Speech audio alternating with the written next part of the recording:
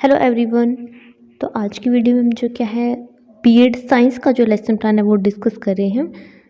तो जब भी आप लेसन प्लान बनाएंगे तो सबसे पहले आपको कुछ जनरल इन्फॉर्मेशन लिखनी होती है लेसन प्लान बनाने के लिए। अब लेसन प्लान बनाने के लिए आपको कौन कौन सी इन्फॉर्मेशन लिखनी है हम पहले वो डिस्कस करेंगे। तो सबसे पहले हमें लिखना होता है लेसन प्लान नंबर, कि आप जो लेसन प्लान बना रहे हैं ये आपका लेसन प्लान नंबर 1 है, 2 है, 3 है, जो भी है तो आपको उसके अकॉर्डिंग यहाँ पर लेसन प्लान नंबर लिखना है। उसके बाद आपको लिखनी होती है डेट, ठीक है। ये पर आपको वो डेट लिखनी है जिस डेट को आप स्कूल के अंदर टीच करने के लिए जाते हैं या फिर जिस दिन आपने ये टॉपिक क्लास के अंदर करवाया है। नेक्स्ट हमें लिखना होता है पीपल टीचर्स नेम, यहाँ पर जो कि आपको अपना खुद का नेम लिखना है। उसके बाद क्लास की आप कौन सी क्लास के लिए लेसन प्लान बना रहे हैं। अगर आप 7th क्लास के लिए बना रहे हैं तो यहाँ पर 7 लिख देंगे, और 8th के लिए बना रहे हैं तो यहाँ पर 8 लिख देंगे। उसके बाद आपको लिखना होता है सब्जेक्ट, आप कौन सी सब्जेक्ट का लेसन प्लान बना रहे हैं। तो हम जो लेसन प्लान डिस्कस करें वो है साइंस सब्जेक्ट का। अगर आप किसी और सब्जेक्ट का लेसन प्लान बना रहे हैं तो वो सब्जेक्ट यहाँ पर लिख देंगे। उसके बाद आपको लिखते हैं ड्यूरेशन ऑफ द पीरियड, ठीक है। ये आपको लिखना है कि आपका जो एक पीरियड था वो कितने टाइम का था। जब माइक्रो टीचिंग स्किल के ऊपर लेसन प्लान बनाते हैं तो हम यहाँ पे 15 to 20 मिनट लिखते हैं, लेकिन जब हम मैक्रो या फिर डिस्कशन लेसन प्लान या फिर साइमुलेटेड लेसन प्लान जो इनको बोलते हैं, अगर आप वो बना रहे हैं तो इसके लिए आपको 35 मिनट लिखनी है। और या फिर जितना उस स्कूल में आपका एक लेक्चर था वो आप यहाँ पे लिख सकते हैं। 40 मिनट का था तो यहाँ पर 40 मिनट भी लिख सकते हैं। अगर 30 मिनट का था तो 30 मिनट लिख सकते हैं। उसके बाद नेक्स्ट हमें लिखना होता है पीपल टीचर्स रोल नंबर। यहाँ पर आपको अपना आपके कॉलेज का या फिर आपकी यूनिवर्सिटी का जो भी रोल नंबर है वो यहाँ पर आपको लिखना है।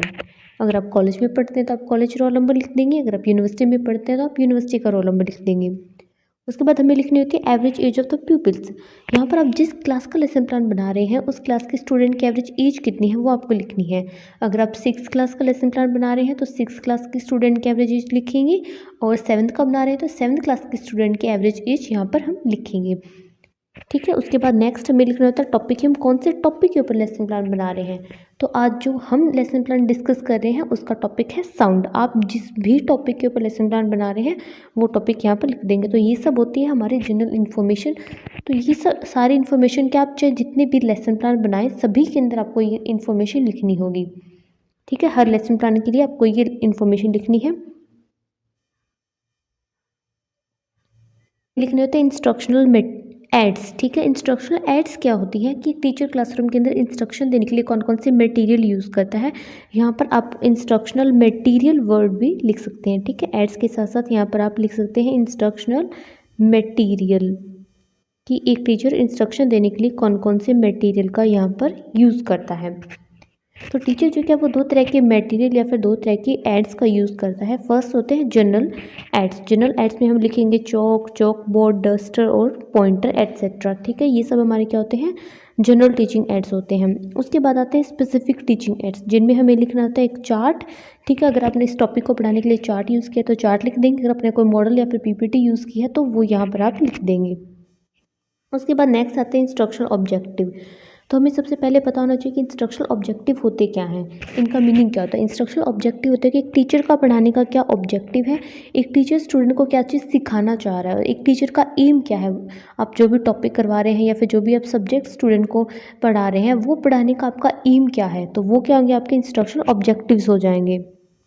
जिसकी सबसे पहले आती है नॉलेज, कि इस टॉपिक को पढ़ने के बाद स्टूडेंट को क्या नॉलेज मिलेगी। जो कि कोई भी अगर आप टॉपिक करवा रहे हैं तो एक टीचर का क्या एम रहता है कि स्टूडेंट को कुछ ना कुछ नॉलेज मिले उस चीज़ से।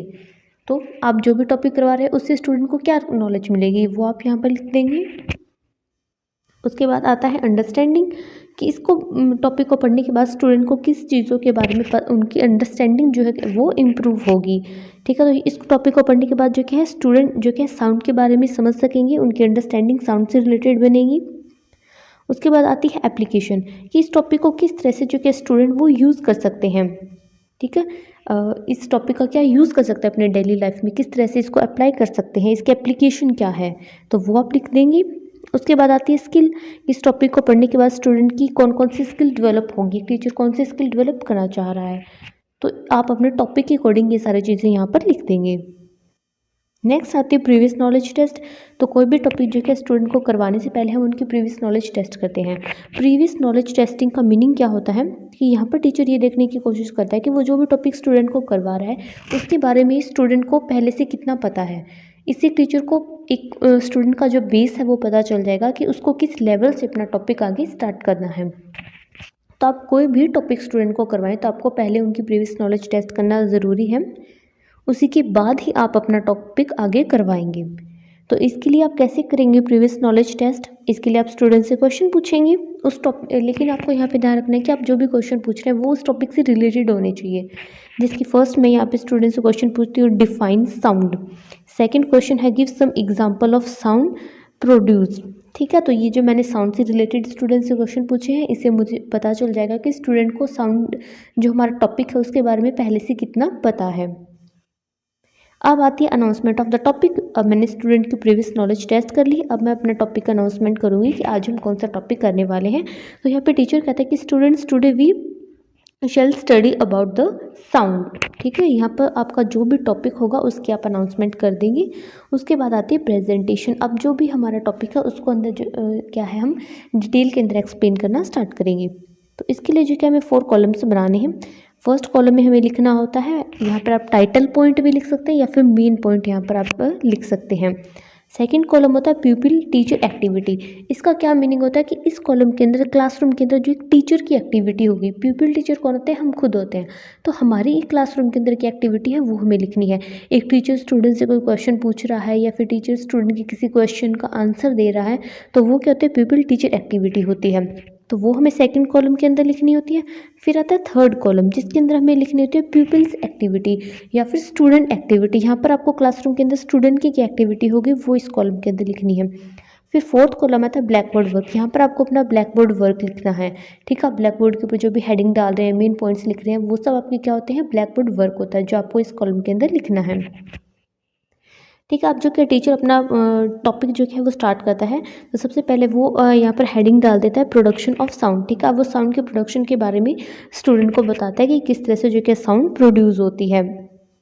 ठीक है, तो आपको भी इस तरह से अपना टॉपिक जो है एक्सप्लेन करना है। और यहाँ पर स्टूडेंट की क्या एक्टिविटी होगी, स्टूडेंट जो है लिसन केयरफुली, बच्चे जो है इसको ध्यान से सुन रहे हैं। और ब्लैक बोर्ड के ऊपर भी हम हेडिंग डाल देंगे प्रोडक्शन ऑफ साउंड। ठीक है, ब्लैक बोर्ड वर्क के लिए आप इस तरह से ब्लैक कलर की चार्ट का यूज़ कर सकते हैं, उसको आप यहाँ पर कट करके पेस्ट कर सकते हैं। नेक्स्ट हमारा टॉपिक आता है वाइब्रेशन। अब आप उन्हें वाइब्रेशन के बारे में एक्सप्लेन करेंगे कि वाइब्रेशन क्या होता है। तो इस तरह से आप अपने टॉपिक के अकॉर्डिंग स्टूडेंट को एक्सप्लेन करते जाएंगे और आपको ध्यान भी देना है कि स्टूडेंट जो कि आपकी बातों को अच्छे से सुन रहे हैं। नेक्स्ट हमारा पॉइंट आता है प्रोपेगेशन ऑफ साउंड। अब आप उन्हें प्रोपेगेशन ऑफ साउंड के बारे में एक्सप्लेन कर देंगे। ठीक है, और ब्लैक बोर्ड के ऊपर भी आप हेडिंग डाल देंगे वाइब्रेशन। तो इस तरह से आप जो कि आपका टॉपिक है उसको स्टूडेंट को एक्सप्लेन करते जाएंगे। उसके बाद नेक्स्ट आता है मीडियम। अब आप उन्हें बताएंगे कि मीडियम क्या होता है और यहाँ पे स्टूडेंट की क्या एक्टिविटी होगी, पीपल लिसन केयरफुली, बच्चे जो है इसको ध्यान से सुन रहे हैं।